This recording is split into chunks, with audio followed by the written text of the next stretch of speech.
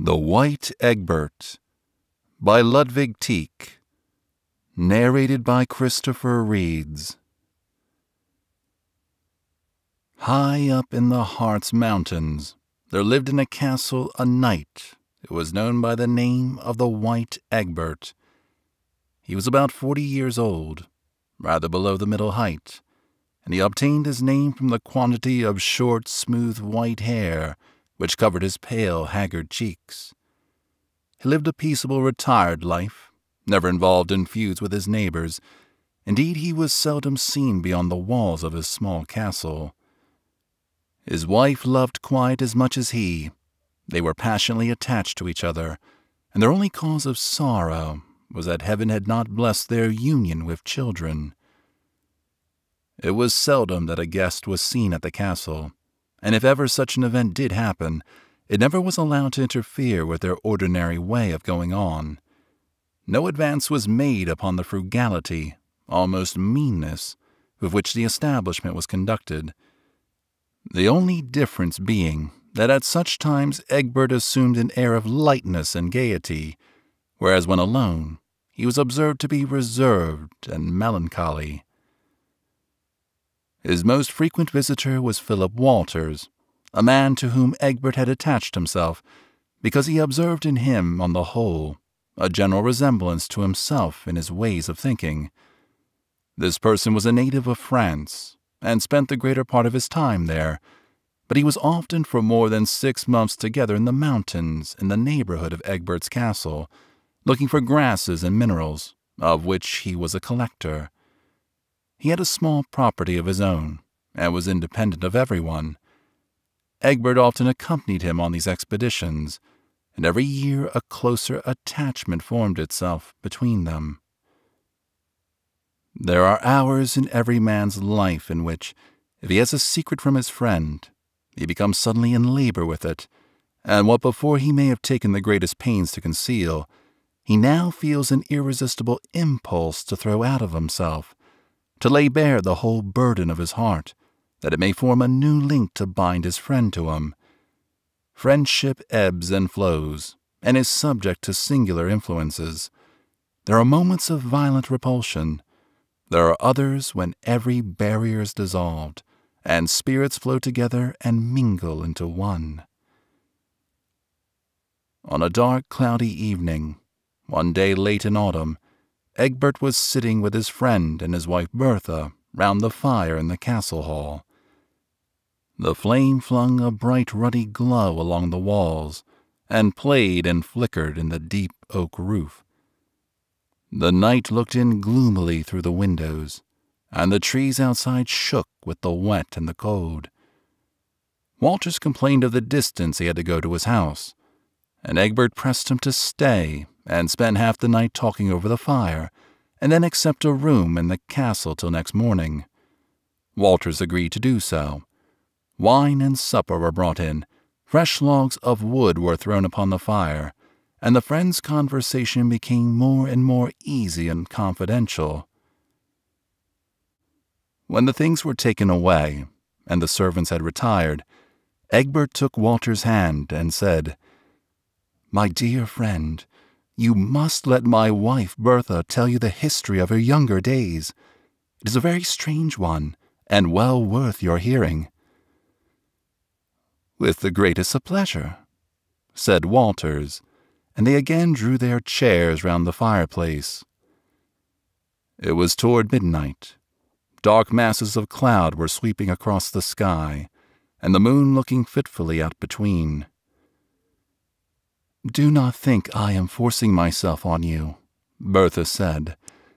"My husband tells me you are so noble-hearted a person. It is a shame to conceal anything from you. Singular as it may sound, the story I am about to tell you is true. I was born in a village in the plains. My father was a poor herdsman. Our housekeeping was none of the best, and my parents often did not know where they were to get a mouthful of bread. What was to me most distressing of all was that they often quarreled because they were poor, and each brought the bitterest complaints against the other for being the cause of it. Of me, They and everyone else said I was a stupid, silly little creature, that I could not do the commonest thing properly, and indeed, I was a good-for-nothing helpless child. Whatever I took up, I was sure to let fall and break. I could neither sew, nor spin, nor knit, nor could I learn. I could not help in managing the house. All I knew was that we were poor and miserable. I used often to sit in a corner and think how I would help my parents if I was all of a sudden to get rich, how I would shower gold and silver on them, and what fun it would be to see how surprised they would look. And I used to fancy all sorts of spirits sweeping round me and showing me treasures buried underground, or giving me little pebbles which suddenly turned to precious stones. In short, the strangest notions got hold of me, and when I had to get up and help at anything in the house, I was all the stupider about it, because my brain was running upon these sort of ideas. My father was often very angry with me for being such an idle, useless burden upon him. He sometimes spoke to me very harshly, and it was seldom that I ever got a kind word from him. So it went on, till I was about 8 years old, and now matters got serious. I must learn to do something. My father thought it was willfulness and obstinacy in me, and all I wanted was to spend my time in amusement. Enough. One day, after a number of threats which all proved fruitless, he gave me a dreadful beating, and declared I should have the same every day till I had learned to turn myself to some purpose or other. All that night I lay on my bed crying. I felt so wretched and miserable that I wished to die. I was afraid of the daylight, because I did not know what to begin about. I wished and wished for every possible accomplishment, and I could not conceive why I was stupider than other children that I knew. I was almost in despair. When morning began to break, I got up, and hardly knowing what I did, I opened the door of our little cottage. I ran out into the open fields, and presently into a wood close by, which was so thick that daylight could hardly find its way into it. I ran on and on, without ever looking behind me. I did not feel the least tired. All I was afraid of was that my father would catch me and beat me again worse than before for running away. When I had got to the other side of the wood, the sun was by this time high in the air, and I saw a dark, heavy mass beyond me, covered with a thick mist. Presently I had to scramble up some hills, and then to follow a winding, rocky path, and now I felt sure I must have found my way into the neighboring mountains, and I began to be afraid. Living as I did down in the plains, I had never seen them before, and the name of mountains, when I heard people speaking of them, had a somewhat fearful and ominous sound about it. Still, I could not find courage to return. Worse fears drove me forward. I often started and looked round, as the wind moaned among the fir trees, or a distant woodman's axe echoed among the hills. And at last, when some of the coalmen and miners met me, and I heard them speaking a language I did not understand, I was almost frightened out of my senses. Soon, however, I got used to them, and begged my way on through a number of villages. People gave me enough to eat and drink, and I had always an answer ready for any questions that might be asked me. I had gone on this way for 4 days when I fell into a narrow footpath.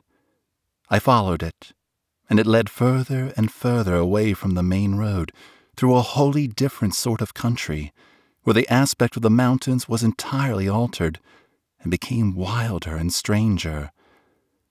Among rocks and cliffs tumbled rudely one upon another, and looking as if the first gust of wind would bring them all crashing down. I did not know whether I should go on or not. It was the middle of summer, so that hitherto I had spent the night either in the woods or in some one or other of the shepherds' huts. But here I saw no signs whatever of anything like a human habitation, nor in so wild a spot could I hope to find any. The cliffs grew steeper and more precipitous. Often I had to pass along the edge of abysses that made me giddy even to look at. At last, the very path came to an abrupt conclusion. Now I gave myself up for lost. I cried and screamed, and all the answer was the echoing of my voice along the rocky valley. Darkness came on, and I looked for a bank of moss to lie down upon. I could not sleep, for all night long I heard strange wild noises round me, which sometimes sounded like the howling of wild beasts, at others like the screaming of the mountain birds or the moaning of the wind among the rocks and cliffs. I prayed to God to protect me, and towards morning I fell asleep. Day had broken when I awoke. There was a steep hill immediately before me, which I climbed up, in the hope of finding some way out of the wilderness. When I had got at the top, however, all around me, as far as my eye could reach, everything was buried in fog. In the dull gray light, I could find nothing but rock, rock, rock. Not a tree, not a blade of grass, not a shrub to be seen. Only here and there a branch of heather projecting, with a sad, lonely look from a cleft or chasm in the mountain side. I cannot tell you how I craved for the sight of a human being, if it was only to be afraid of him. I was hungry and exhausted, and I flung myself down and determined to lie there and die. In a little while, however, the desire of life got the better of this feeling. I raised myself up and walked on, crying and sobbing all that day through. At last I hardly knew what or where I was. I was so tired that I had almost lost all consciousness. I scarcely wished to live, and yet I was afraid to die. Towards evening, I approached a part where the country resumed a softer and milder look, and my heart began to beat again, and the desire of life tingled in all my veins. I fancied I caught the sound of a mill wheel in the distance. I redoubled my speed, and oh, how light and happy I felt when at last I found myself at the end of the rocks and mountains, and saw once more the woods and meadows and soft, swelling, pleasant hills spread smiling out before me. It seemed as if I had broke at once from hell into paradise, and I cared no more for being alone and helpless. Instead of the mill I hoped to find, I came upon a waterfall, which a good deal diminished my exultation. I was stooping down, however, to drink some water out of my hands, when on a sudden I fancied I heard someone cough at a short distance from me. Never had I a more agreeable surprise than at that moment. I went towards the place the sound seemed to come from, and on turning the corner of a wood, I saw an old woman sitting down, apparently resting herself. She was dressed all in black, a black cap covering her head and half her face. In her hand she had a crooked stick. I went up to her and asked her to help me. She bade me sit down at her side and gave me some bread and a little wine. While I was eating, she chanted a sort of hymn in a harsh, rough voice, and as soon as I had done, she rose and told me to follow her. Strange and odd as the old woman's voice and appearance was, I was delighted at this invitation. She limped away before me, helping herself along with her stick, and I followed, at first hardly able to keep from laughing at the strange faces she made at every step. We soon left the mountains behind us. We walked on over soft, grassy meadows, and then along a forest glade. As we came out again into the open country, the sun was just setting, and the splendor of that evening and the feeling it produced in me, I never shall forget. The sky was steeped in gold and crimson. The trees stood with their tops flushed in the evening glow. A gleam of enchanting beauty lay upon the fields. Every leaf was hushed and still, and the pure heaven looked down as if the sky curtain was withdrawn, and paradise lay open to our eyes. The brook bubbled along the valley, and from time to time, as a soft air swept over the forest, the rustling leaves appeared to gasp for joy. Visions of the world, and all its strange and wondrous incidents, rose up before my chilled soul. I forgot myself and my conductress, and eyes and heart were lost in ecstasy, gazing on those golden clouds. We went up a gentle hill, which was planted with chestnut trees, from the top of which we saw down into a green valley, in the middle of which, surrounded by a clump of chestnuts, lay a little cottage. Presently a burst of merry barking greeted us, and a bright, beautiful little dog came bounding and jumping up against the old woman, and frisking round us with every sign of the greatest satisfaction. Then he turned to me, and after looking me all over, seemed tolerably satisfied, and ran back again to his mistress.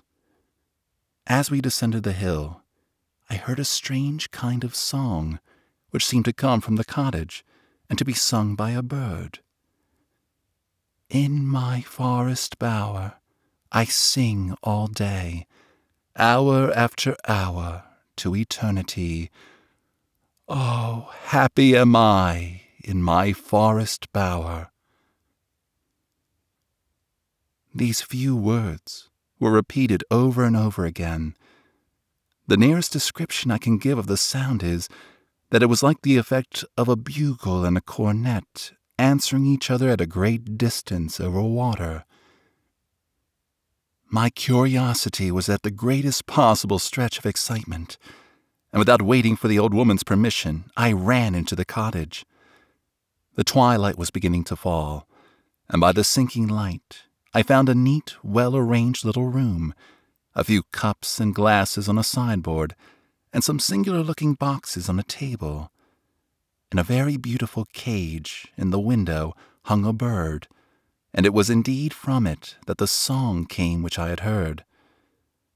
The old woman was coughing and panting, hardly able to recover her breath. She took scarcely any notice of me, did not even seem to know I was present, but patted her little dog, and then turned and talked to the bird, which only answered with singing the same song. All this time I stood watching her movements, and it almost frightened me to see how eternally her face kept working and twitching. Her head, too, shook as if age had loosened its hold on her shoulders, and altogether she looked so odd and strange that, do what I would, I could not make out what her features were like. When she had got her breath again, she lit a candle, threw a cloth over a little table, and put out some supper.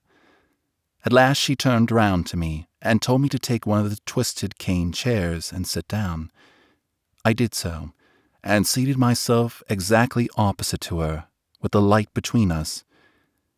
Then she folded her lanky, withered fingers together, and said a long prayer, making all the time such strange contortions with her face, that again it was all I could do to help bursting out laughing.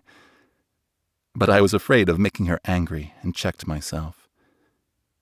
After supper, she said another long grace, then showed me a bed in a little narrow chamber adjoining, she herself sleeping in the room in which we supped. I was tired and half stupefied, and so soon fell asleep.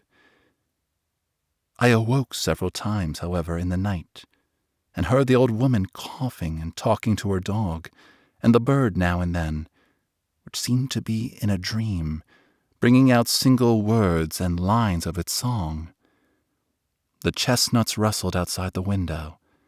Far away a nightingale was singing, and all these sounds together made so odd a mixture I could hardly persuade myself I was awake, that I had not fallen into another still stranger dream. In the morning, the old woman woke me up, and presently set me to work. I had to spin, and I soon learnt how to do it. And besides this, I had to take care of the dog and the bird. I very quickly got into the way of managing the household matters and of knowing the uses of the different articles.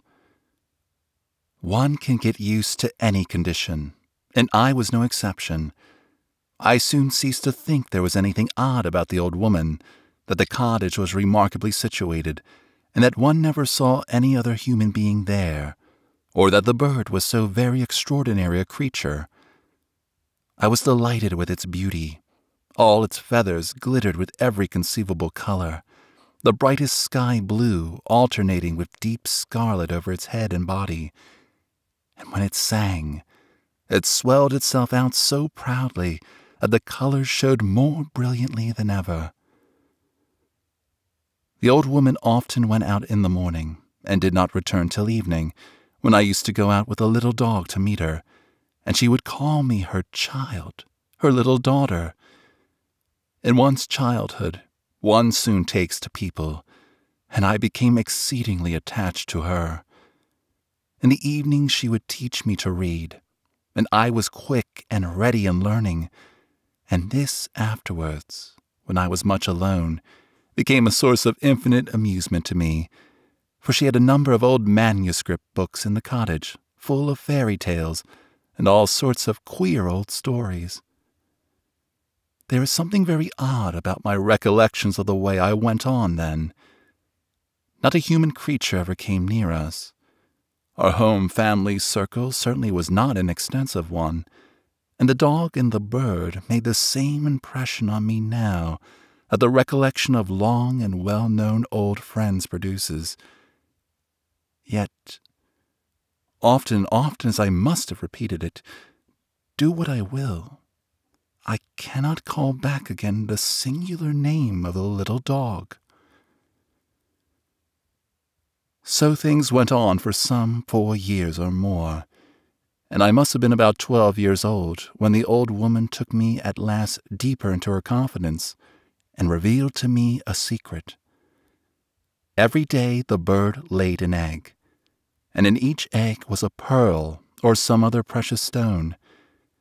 I had often observed before that she had some mysterious doings with the cage, but I had never troubled myself much about it. Now, however, she gave me a charge while she was absent to take these eggs and put them by carefully in the odd-looking boxes. Leaving me sufficient food in her absence, she would now be away sometimes weeks and months at a time, and my wheel went round, and the little dog barked, and the birds sang, and all was so still in the country round, that while I was there I do not remember a single storm. No foot of man ever strayed there, no wild beast ever came near our dwelling. I worked on there day after day, and I was happy. Oh, fortunate indeed would men be, if they could but go on through life in such peace and quiet to their graves. From the little that I read, I made myself a set of notions of what the world was, and what men were, and very queer ones they were, for they were all taken from myself and the society in which I lived. If we talked of gay, bright, happy people, I could only fancy them like the little dog. Beautiful, stately ladies must look like the bird, and ancient dames like my old woman. My stories contained something about love, and I made myself the heroine of many wonderful adventures. I pictured for myself the most beautiful knight the world had ever seen.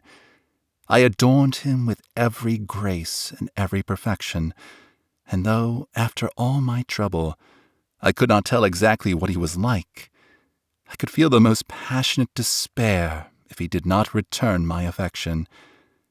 And I had all sorts of eloquent speeches to make, which I would often repeat aloud, to win his love. You smile. Ah, well, We are none of us young now. I was much the happiest when I was by myself, for then I was absolute mistress in the cottage. The dog was very fond of me, and did all that I had wished. The bird replied with his song to all my questions. My wheel went round merrily, and I never for a moment felt a wish for any change. When the old woman came back from her long expeditions, she would praise me for being so good and attentive. Her household, she said, was much better attended to since I had been there. She was pleased with my growth and the general healthiness of my appearance. In short, she spoke to me and treated me exactly as if I had been her daughter. "You are going on well indeed, my child," she said one day, with a roughish, coarse voice. "If you continue in this way, you will never come to any mischief. But you may depend upon it, it never fails. If once one gets out of the right road, but sooner or later we shall be punished for it." I took little notice of this at the time she said it, for in all I did and said, I was a lively, thoughtless child. But by and by, in the night, her words recurred to me, and I could not conceive what she meant. I thought them all over and over again. I had often read about riches and wealth and so on, and at last it occurred to me that those pearls and precious stones must be of great value. This soon became more plain to me, but what could she have meant by the right road? I could not make anything of it, do what I would. I was now 14 years old, and it is unfortunate for people that generally they only get their understanding to lose their innocence by the light of it. I now came clearly enough to comprehend that it would be easy for me, while the old woman was away, to take the bird and the jewels and go with them into the world that I had read about, and then very likely I might find my beautiful knight, who still continued in my thoughts. At first this idea was no more than any other, just flashing across my mind and then gone again. But when I sat by myself at my wheel, in spite of myself, it kept coming back to me, till at last it completely took possession of my mind, and I already saw myself dressed with the greatest magnificence, with knights and princes standing round me. And so I would let myself dream on, and then when I started up and found myself in a little narrow room, I felt vexed and disappointed. For the rest, so that I did what I was told, the old woman did not trouble herself about what was passing in my mind. One day she went away again, telling me that this time she would be absent longer than usual. I was to see that everything was kept right, and do what I could to prevent the time hanging heavy on my hands. I took leave of her with some distress, as I felt a misgiving that I should never see her again.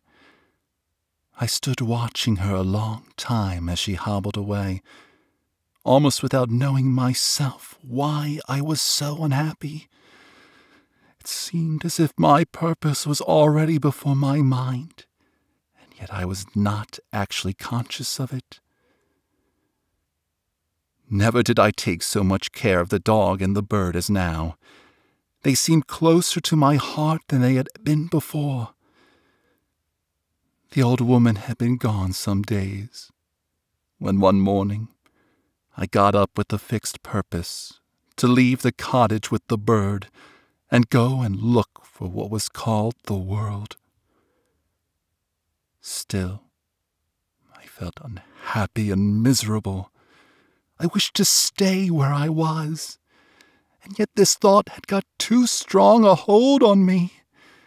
There was a singular struggle going on in my soul, as if two opposite spirits were fighting in me. One moment came the sweetness of that sequestered spot before me, looking so beautiful, and then the next, the ravishing idea of a new world and all the wonderful things in it. I hardly knew what to make of myself. The little dog kept jumping up upon me incessantly. The sunshine lay spread out brilliantly over the green fields, and the chestnut leaves glistened as it fell on them.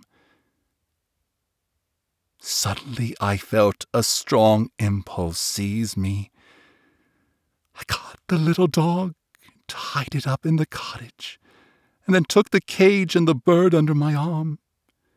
The dog whined and struggled at this unusual treatment. He looked up at me with imploring eyes, but I could not venture to take him with me. One of the boxes of precious stones I took and made fast to my girdle. The rest I left in their places. The bird stretched and strained with its head in an odd, wild way as I went out with him through the door. The dog sprung at his chain to follow me, but he was bound fast. He was obliged to stay. I avoided the road that led to the mountains and went down the valley the opposite way. The little dog kept whining and barking incessantly, and I felt for him in my heart. The bird made one or two attempts to sing, but it seemed he did not like being carried and would not go on. For a long time I heard the barking of the dog, getting weaker and fainter, however, as I got further away. At last it ceased altogether. I cried, and had almost turned about and gone back again. The craving for something new urged me forward. I was soon over the hill, and I walked on through wood and meadow till towards evening, when I found myself near a village. I felt rather frightened at first in going into an inn among strange people, but they showed me into a chamber with a bed, and I slept there very comfortably, only that I dreamed of the old woman who seemed to threaten me. My journey had very little variety, but the further I went, the more I was haunted by the recollection of the old woman and the little dog. The poor little thing, I thought, be sure to die of hunger without me to help it. And at every turn in the forest, I expected to see the figure of the old woman coming to meet me. Sighing and weeping, I traveled on. Whenever I stopped to rest myself and set the cage down upon the ground, the bird would sing his strange song, and bitter feelings of regret would come upon me for the dear old cottage.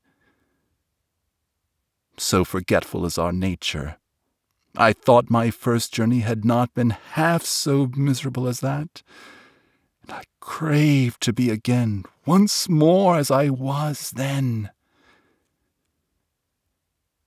I had parted with some of the jewels, and at last, after a long round of walking, one day I came to a village. I felt a strange emotion on entering it. I was overcome by something, and could not tell why. Very soon, however, I recollected myself, and found I was in the village where I was born. How surprised I was! 1,000 reminiscences came pouring back upon me, and the tears ran down my cheeks. It was very much altered. New houses had sprung up. Others, which were new when I went away, were crumbling to the ground. I found traces of burning also, and everything looked much smaller and more confined than I had fancied. I was infinitely delighted, however, at the thought of seeing my father and mother again after so long an absence. I found the little cottage, the well-known doorway. The handle of the door was exactly as it used to be, It seemed like yesterday that I had had it in my hand. My heart beat and throbbed. I opened the door hastily, but all the faces in the room were strange to me. They stared at me as I entered. I asked for old Martin, the shepherd, but they told me he and his wife had been dead for 3 years past. I drew back as quickly as I could and went crying out of the village. I had been thinking how delightful it would be to surprise them all with my riches. The strangest accident had realized the dreams of my childhood. I could make them happy. And now all was vain.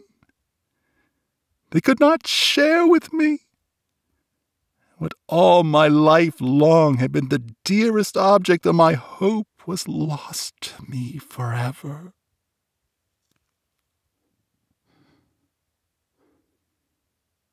I went to a pleasant-looking town, where I rented a small house with a garden and took a servant to live with me. I did not find the world quite the wonderful place I expected, but I soon learnt to think less and less of the old woman in the cottage I had lived in with her, and so altogether I lived on pleasantly enough. For a long time the bird had left off singing, so that I was not a little frightened when one night he began again with a different song. My forest bower, thou art far from me. Oh, hour by hour I grieve for thee. Ah, when shall I see my forest bower? I could not sleep all night. The whole thing came back again into my thoughts, and I felt more clearly than ever that I had done what I ought not. When I got up, the bird's head was turned towards me. He kept watching me with a strange expression. It seemed to be reproaching me. Now he never stopped singing, and his song came louder and deeper, I thought, than it had ever been before. The more I looked at him, the more uncomfortable he made me. At last I opened the cage, thrust in my hand, caught him by the neck. I pressed my fingers violently together. He looked imploringly in my face. I let him go, but he was already dead. I buried him in the garden. After this, I was haunted by a fear of my servant. My conscience told me what I had done, and I was afraid that some day or other she would be robbing or perhaps murdering me. Shortly, however, I became acquainted with a young knight who pleased me exceedingly. I gave him my hand. And here, Herr Walters, is my story ended. Ah, you should have seen her then, Egbert broke in hastily. Her youthful freshness and beauty, and what an indescribable charm she had received from her retired education. She came before me as a kind of miraculous being, and I set no bounds to my affection for her.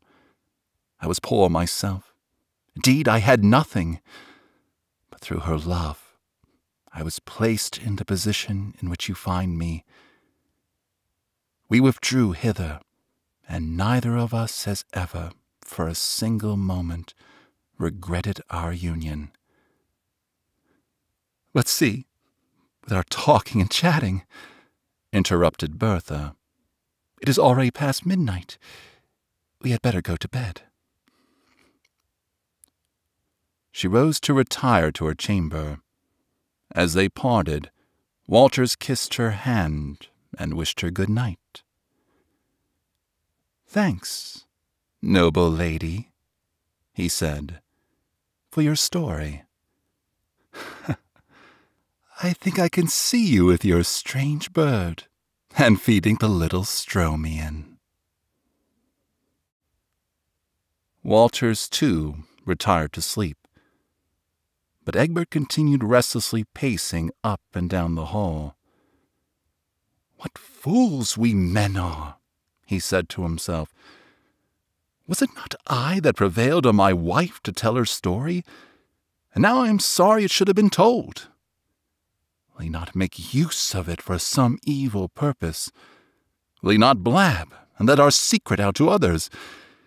Is he not very likely? It is just what a man would naturally do, to feel some accursed hankering after one's jewels, and lay some plan or other to get hold of them." It struck him. Walters had not taken leave of him with as much heartiness as he naturally would have done after being admitted into such a piece of confidence. When once a man has admitted a feeling of suspicion into his breast, every trifle becomes a confirmation of it. Then for a moment he would feel ashamed of so ungenerous a distrust of his noble-hearted friend, and yet he could not fling it off. All night long these feelings kept swaying to and fro through his breast. He slept but little. The next morning Bertha was unwell, and could not appear at breakfast. Walters did not seem much to distress himself about it, and of the night also he took leave with apparent unconcern. Egbert could not well make it out. He went to his wife's room. She was in a violent fever. She said she supposed telling her story the preceding night must have overexcited her. After that evening, Walters came seldom to his friend's castle, and when he did, he never stayed, but went away again almost immediately with a few unmeaning words. Egbert was excessively distressed at this behavior. He never said anything about it, either to his wife or to Walters, but they must both have seen that there was something which made him uneasy. Bertha's illness, too, was another subject of distress to him. The physician became alarmed. The color faded from her cheeks, and her eyes grew of an unnatural brightness. One morning she called her husband to her bedside, and sent the servants out of the room. "My dear husband," she began seriously, "I have something to tell you which, however unmeaning and trifling it may seem to you, has been the cause of all my illness, has almost driven me out of my senses. You know that whenever I have spoken of the events of my childhood, in spite of all the trouble I have taken, I have never been able to think of the name of the little dog that was so long with me. The other evening, as Walters took leave of me, he said, suddenly, 'I fancy I see you feeding the little stromian.' Can it be an accident that he hit upon the name? Or does he know the dog, and said what he did on purpose? In what mysterious way is this man bound up with my destiny? At times I try to persuade myself that it is all fancy. But no, it is certainly true, too true. I cannot tell you how it has terrified me to be so helped out with my recollection by a perfect stranger. What do you say, Egbert?" Egbert regarded his suffering wife with the deepest emotion. For some time he could not speak, but stood lost in his own reflections. At last he muttered a few words of consolation and left her. He retired to a remote apartment and paced up and down in indescribable uneasiness. Walters had for many years been his only companion, and now was this man the only one in the world whose existence was a pain and grief to him. Could this one being be removed out of his path, all he thought would then be well with him. To dissipate his unpleasant reflections, he took his crossbow and went out into the mountains to hunt. It was a rough, stormy winter's day. The snow lay deep upon the hillside, and the heavy branches of the pine trees bent under their burden. He scrambled rapidly on. The sweat stood upon his brow, but he could not light on any game. That increased his ill humor. Suddenly, he saw a figure moving at some distance from him. It was Walters, who was gathering moss from the trunks of the trees. Hardly knowing what he did, he leveled his crossbow at him. Walters looked round and raised his hand with a menacing gesture, but the bolt was sped to its mark, and he fell to the earth. Egbert now felt relieved from a heavy burden, yet a feeling of terror drove him hastily back to his castle. He had a long way to go, for he had wandered far away into the forests. When he reached it, Bertha was already dead. On her deathbed, she had spoken incessantly of Walters and the old woman. Egbert now lived for a long time entirely alone. He had always been dark and gloomy enough, for his wife's strange history troubled him, and he was continually afraid some terrible misfortune would befall them. His own conscience made him uneasy also. His friend's murder was forever before his eyes, and his life was an eternal self-upbraiding.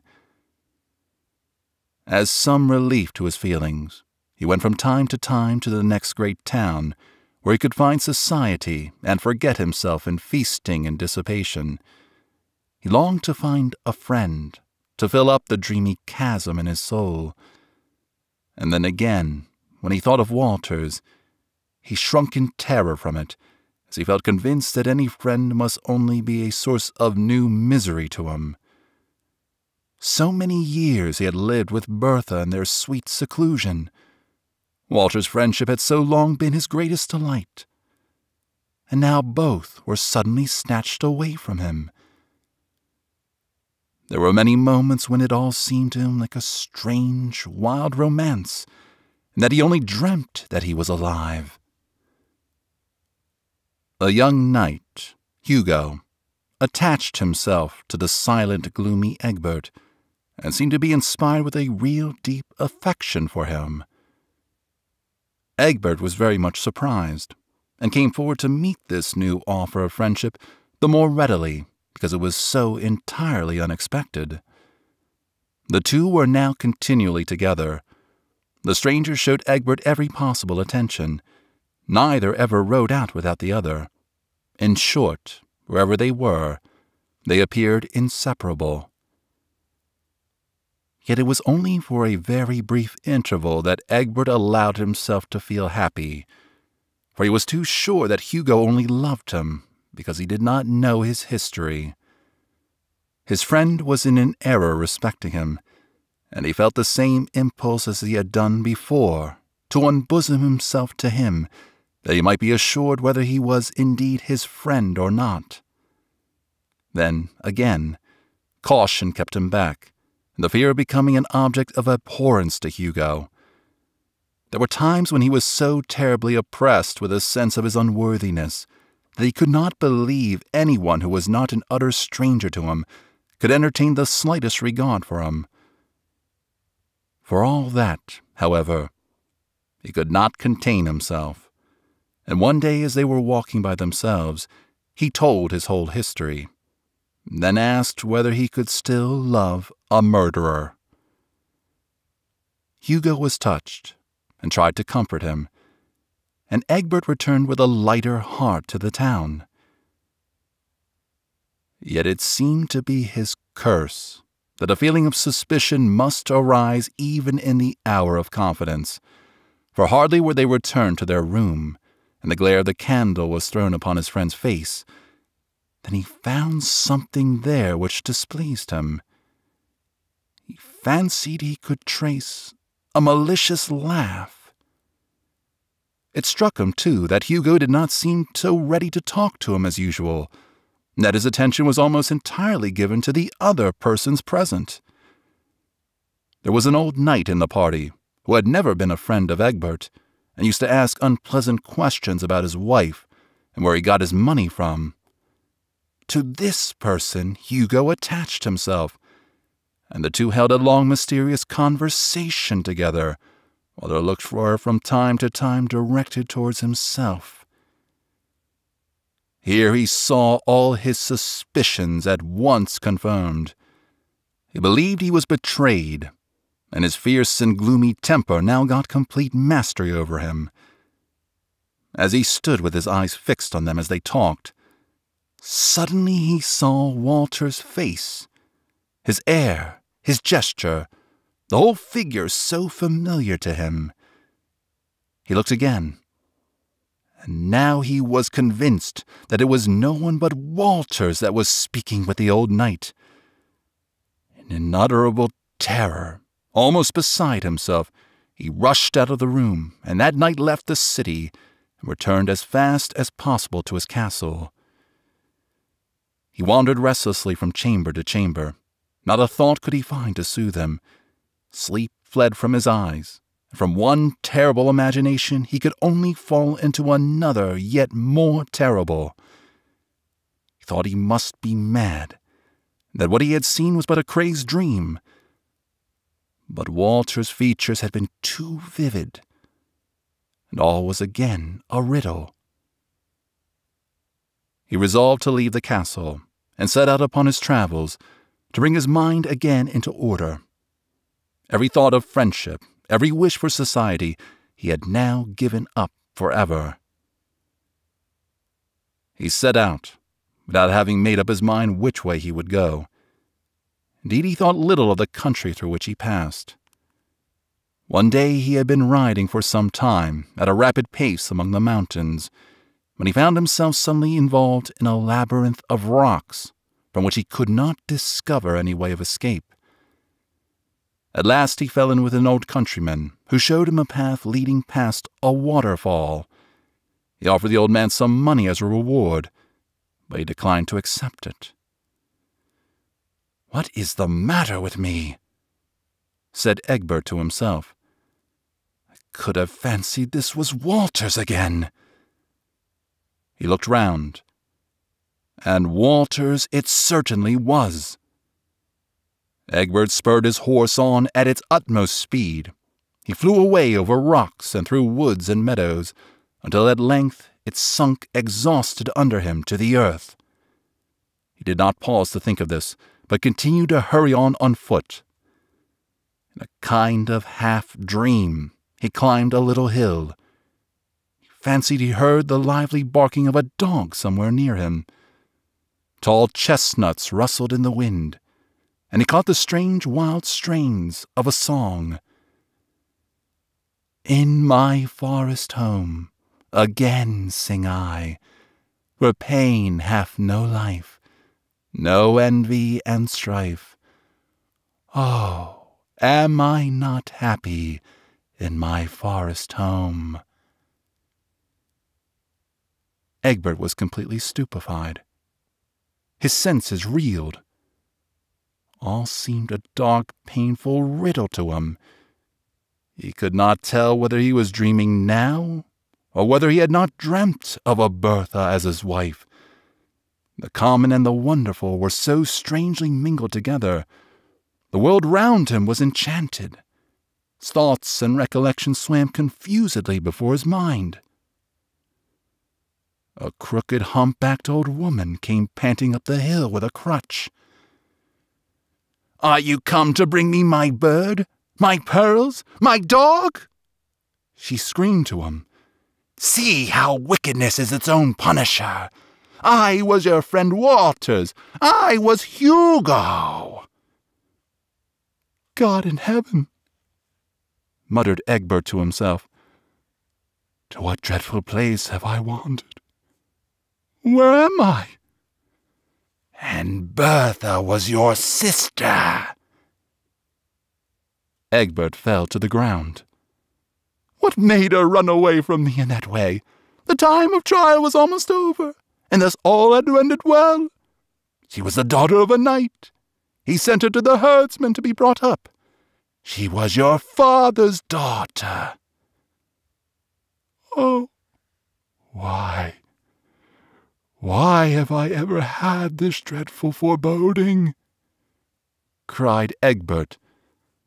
Because when you were young, you once heard your father speak of it. He could not let her stay with him, for he was afraid of his wife. She was a child of an earlier marriage. Egbert's heartstrings burst. He lay gasping out his life upon the ground. Faintly and more faintly, he heard the old woman speak, the dog bark, and the bird chant on his unwearying song.